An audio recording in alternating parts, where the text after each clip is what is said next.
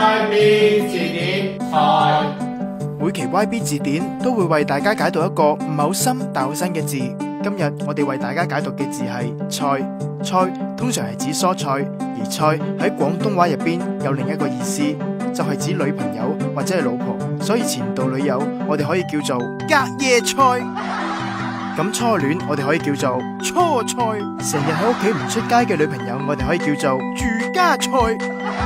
成日指使女朋友做嘢我哋可以叫做點菜。咁阿嫲我哋可以叫做椰菜。咁阿嫲以前係班花我哋可以叫做椰菜花。咁阿媽我哋可以叫做巴菜。如果阿媽攞住支士巴拿我哋又可以叫做巴菜羅拿。到咗以後我哋又應該點樣稱呼我哋嘅新抱呢？紫菜。幸福到一堆新抱圍住你氹氹轉我哋可以叫做四洲紫菜。咁孫新抱我哋可以叫做酸菜。咁如果孫新抱浸過鹹水翻嚟我哋可以叫佢做鹹酸菜。30幾40歲都仲未嫁得出去嘅女人我哋可以叫佢做正菜。每個月都要你上繳工資嘅女朋友叫做咁咪即係每個月要壓榨我，實係榨菜啦。搞到你頭都大埋嘅女朋友叫做大頭菜。喺印刷廠做嘢嘅女朋友我哋叫佢做油麥菜。溝女我哋叫做南方就叫芥菜，而北方就叫泡菜。咁朱教授不如推薦一下大家去邊度溝女好啊？咁梗係茂名嘅水東啦，因為水東芥菜啊嘛。唔中意食甜嘢嘅女朋友我哋可以叫佢做小棠菜。身材標青嘅女朋友叫做菠菜。咁請問邊個唔中意身材標青嘅女人做佢女朋友噶？菠菜冬。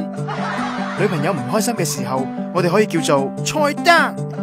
喺屋企嘔到發煲嘅女朋友我哋叫做梅菜。後來先知道佢係舅父養大嘅我哋可以叫做梅菜扣肉。未夠稱嘅女朋友叫做娃娃菜。女朋友每日朝頭早都要排隊搭車我哋可以叫做招牌菜。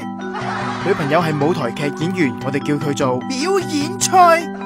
朋友嘅女朋友我哋叫做友誼菜。朋友之間互相比較女朋友嘅行為叫做比賽。溝咗啱啱俾人飛嘅女仔我哋可以叫做接力賽。屋企人唔贊成同我喺埋一齊嘅女朋友我哋可以叫佢做障礙賽。需要額外嘥好多時間去陪佢嘅女朋友我哋叫做加時賽。單身寡佬嘅狀態叫決賽。成日都溝唔到女嘅狀態我哋叫做總決賽。異地戀我哋叫做半決賽。想要女朋友我哋叫做球賽。韓國人想要女朋友我哋叫做棒球賽。成班兄弟夾住同一條女我哋叫做團體賽。女朋友發燒我哋叫做熱身賽。飛咗條女我哋叫做淘汰賽。陳冠希打電話俾女朋友我哋叫亞冠聯賽。中意打英雄聯盟嘅女朋友我哋叫做排位賽。你當佢做備胎嘅女朋友我哋叫做預選賽。結咗2次婚嘅女朋友我哋叫做重賽。咁包二奶我哋叫做附加賽。女朋友中意着住衫沖涼我哋叫做蔡依林。女朋友笑住同你分手叫做蔡少芬。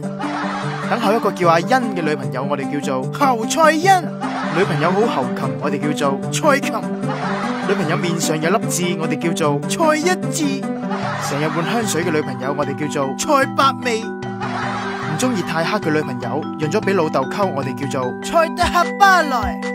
你外父唔見咗部寶馬我哋叫做塞翁失馬。女子學院建校嘅目的係育才。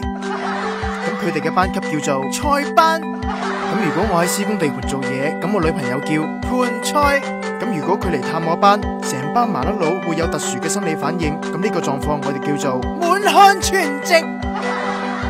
多謝崔教授精彩嘅解釋，相信大家對菜都有新嘅認識。今期節目就到呢度，我哋下期再見。